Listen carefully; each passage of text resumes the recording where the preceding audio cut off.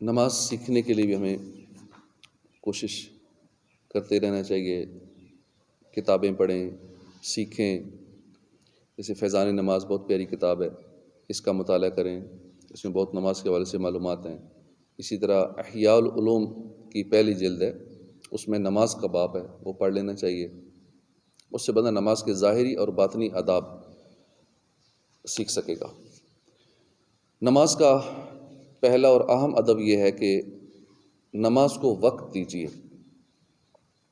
کیونکہ اگر وقت نہیں دیں گے تو کیسے نماز پڑھیں گے؟ وقت نکالنا پڑے گا، اور نماز کے لیے اگر وقت نہیں نکالیں گے تو پھر اور کس کے لیے نکالیں گے؟ سب سے اہم ترین فرض ہے۔ نماز کو دین کا ستون قرار دیا گیا۔ دین کے فرائض میں اہم ترین فرض نماز ہے۔ اس کے اتنے فضائل، فائدے بیان کیے گئے ہیں۔ اب ان فائدوں تک پہنچنے کے لیے اس اہم ترین فرض کو ادا کرنے کے لیے ہمیں وقت تو نکالنا پڑے گا، مگر افسوس ہمارے ہاں حالات ایسے ہیں کہ لوگ جلدی جلدی مسجد آتے ہیں اور کوشش کرتے ہیں کہ بالکل اینڈ پہ آئیں اور جلدی نکل جائیں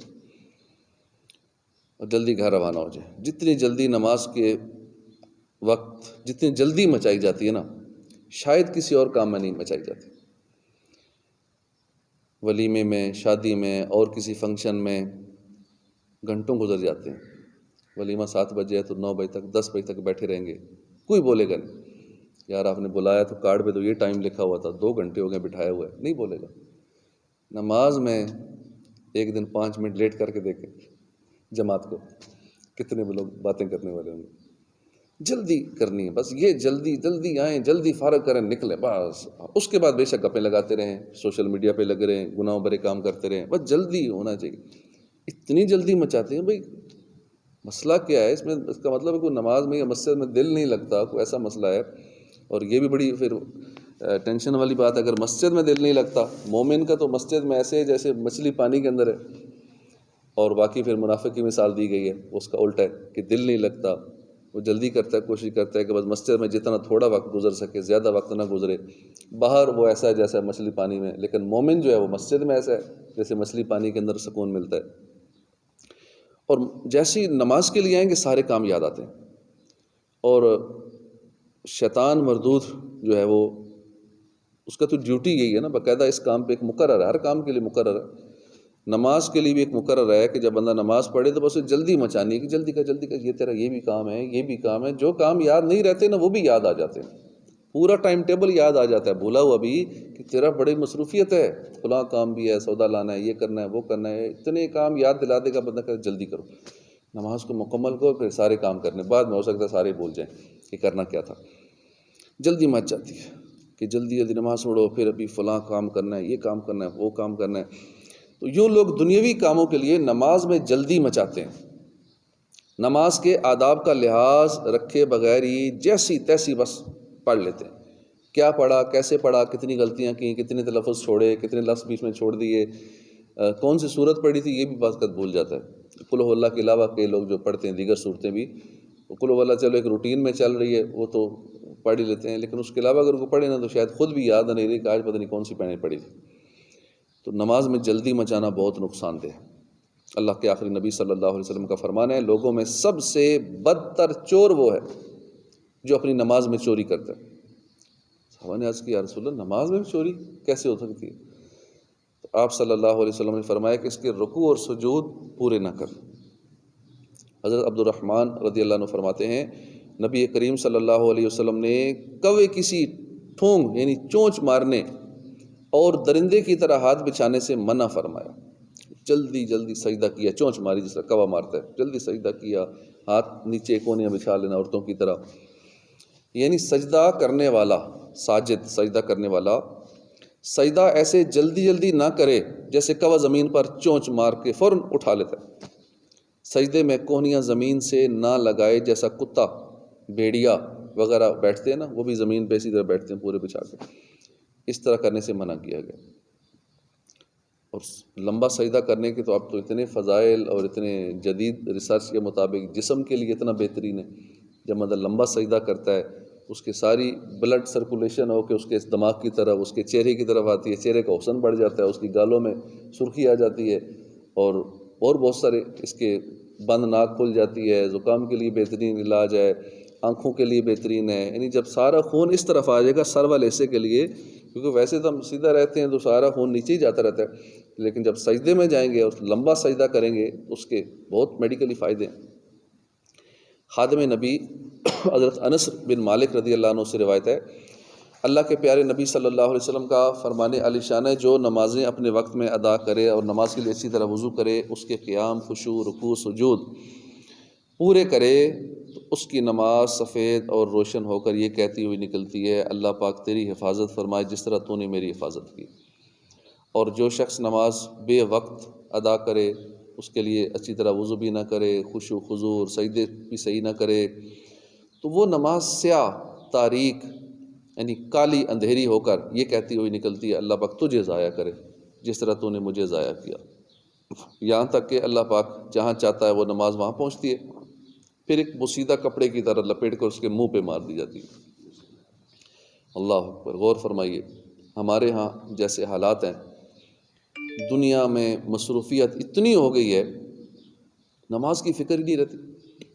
اب جو نماز پڑھتے ہیں ان میں بھی کئی ایک کے حالات کچھ ایسے ہیں، بس بھاگتے دوڑتے مسجد میں آتے ہیں، جمعے میں بھی بالکل اینڈ پہ، زیادہ تعداد اینڈ پہ آئے گی، جلدی نکل جائے گی.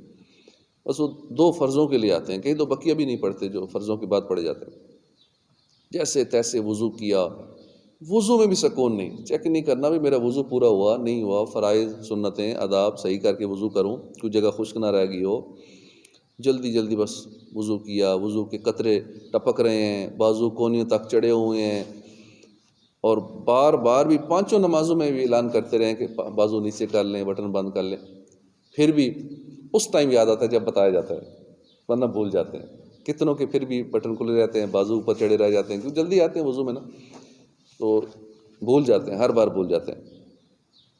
تو اس طرح نماز پڑھنے کے لیے سورت تو ہمیں ایک ہی آتی ہے، سورہ اخلاص، اور وہ بھی آتی ہے، خالی یاد ہے. صحیح کتنی ہے یہ تو سنائیں گے تو پتہ چلے گا کہ مخارج اس کے کیسے ہیں، کیونکہ جس کے مخارج درست نہیں ہے تو وہ قل هو اللہ بھی غلط ہی پڑھے گا، وہ قاف کو کاف ہی پڑھے گا، احد کو احد ہی پڑھے گا. کیونکہ غلط جس نے پڑھنی ہے تو وہ ایک ہی غلط پڑھنی ہے، ایک بھی نہیں سیکھنی. بھائی ایک صورت تو چلو سیکھ لے، نماز بھی درست ہو جائے ہماری.